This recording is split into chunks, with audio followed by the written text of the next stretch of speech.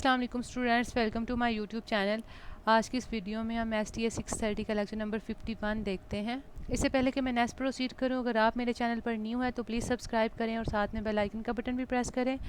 और अगर आपको वीडियो इन्फॉर्मेटिव लगे तो लाइक करना मत भूलें, अपने फ्रेंड्स तक भी शेयर करें ताकि वो भी इससे फ़ायदा हासिल कर सकें। अब आते हैं आपकी स्लाइड्स की तरफ।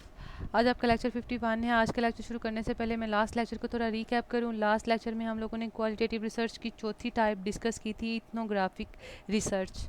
हम आज के लेक्चर में ये जो हमारा टॉपिक शुरू हुआ था रिसर्च का, क्वालिटेटिव रिसर्च की टेक्निक्स का, उनको आज हम वाइंड अप कर देंगे। आज हमारी लास्ट टाइप है केस स्टडी रिसर्च के ऊपर।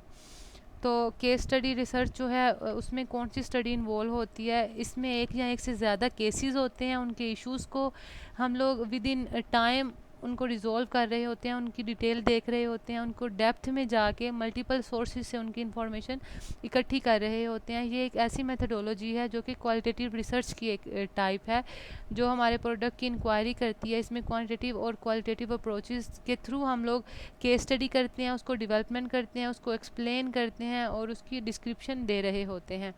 उसके बाद इसकी कुछ टाइप हैं केस स्टडी की। इसमें सबसे पहला तो सिंगल इंस्ट्रूमेंटल केस स्टडी है, उसके बाद कलेक्टिव केस स्टडी है और इंट्रिंसिक केस स्टडी है। इसकी 3 टाइप्स हैं। सबसे पहले सिंगल इंस्ट्रूमेंटल केस स्टडी के अंदर हमारा फोकस होता है इश्यूज़ के ऊपर कि हम कौन सा हमारा इशू है और किस तरह से हम लोग इसमें केस को सिलेक्ट कर सकते हैं और इसको इलस्ट्रेट कर सकते हैं। कलेक्टिव केस स्टडी के अंदर हमारे जो इश्यूज़ हैं वो कंसर्न होते हैं सिलेक्टेड या इंक्वायरड सिलेक्शन के ऊपर, जिसमें हम मल्टीपल स्टडीज़ को इलस्ट्रेट कर रहे होते हैं।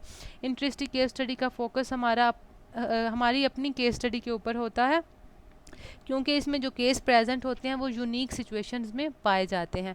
उसके बाद इसका भी प्रोसीजर है जिस तरह के बाकियों का था। इसमें सब पहले रिसर्चर्स जो हैं वो केस को स्टडी करते हैं, उसके बाद वो आइडेंटिफाई करते हैं केसेस कौन कौन से ज़रूरी होंगे, डाटा को कलेक्ट करते हैं, उसके बाद टाइप ऑफ एनालिसिस देखते हैं और लास्ट पे फिर वो इंटरप्रिटेशन फेज़, इसका मीनिंग बताते हैं उस केस का। लास्ट पे फिर उसके चैलेंजेस हैं कि जो रिसर्चर्स हैं वो डिसाइड करते हैं कि बाउंडेड सिस्टम को किस तरह से स्टडी किया जाए और वो सिंगल केस में होगी या मल्टीपल केस में होगी। और इसमें रिसर्चर्स जो हैं वो रेशनल्स पर्पसफुल रैशनल्स जो हैं वो इस्टेब्लिश करते हैं और जो भी केस सेलेक्ट करते हैं उसके मुतालिक ही इंफॉर्मेशन इकट्ठी करते हैं। बस आज का लेक्चर आपका इतना ही था। आज हमने अपने ये जो रिसर्च का मेथड शुरू किए हुए थे, 46 लेक्चर थे। आज हमारे 51 लेक्चर तक ये वाइंड अप होता है हमारा टॉपिक, जिसमें हम लोगों ने बारी बारी हर लेक्चर में हमने 5 क्वालिटेटिव रिसर्च मेथड्स ख़त्म किए, जिसमें नरेटिव रिसर्च था। 47 लेक्चर में हमने नरेटिव रिसर्च डिस्कस की। फिनोमिनोलॉजी रिसर्च हमने 48 लेक्चर में देखा। ग्राउंडेड थ्योरी 49 में, इथनोग्राफिक 50 में, और आज 51 लेक्चर के अंदर हम लोगों ने केस स्टडी को वाइंड अप किया। आई होप कि आपको इन सारे पॉइंट्स की, इन टॉपिक्स की समझ आई होगी। सबके सिमिलर ही था। सबसे पहले उसकी डेफिनेशन बताई गई थी, फिर उसकी टाइप्स बताई गई थी, फिर उसका प्रोसीजर और फिर उसके कुछ चैलेंजेस बताए गए थे। आई होप कि आपको उनकी समझ आई होगी। फिर भी कोई कन्फ्यूजन हो, विदाउट एनी हेजिटेशन कमेंट्स में पूछ सकते हैं या फिर आप मुझे ईमेल कर सकते हैं। आपको डिस्क्रिप्शन में मेरा ईमेल मिलेगा। बाकी दुआ में याद रखें, अगर आपका कोई क्वेश्चन है तो पूछें। बाकी अल्लाह हाफिज़।